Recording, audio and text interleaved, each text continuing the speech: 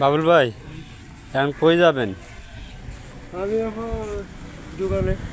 দোকানে যাবেন? হ্যাঁ। আসলে একটা মানুষ প্রতিবন্ধী হলে হ্যাঁ। তার অনেক কষ্ট হয়ে যায় না? হ্যাঁ হ্যাঁ। আপনার কোনো গাড়ি নাই?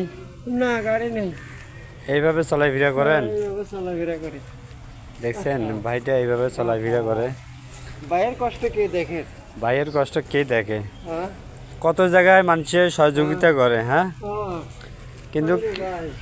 কেউ যদি এই আমার ভাইটাকে সাহায্য হেল্প করতে চান, হ্যাঁ।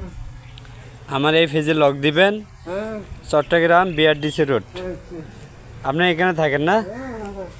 বালাগাড়ি যান থাকে। হ্যাঁ। এই চেয়ারে দেখেন একটু।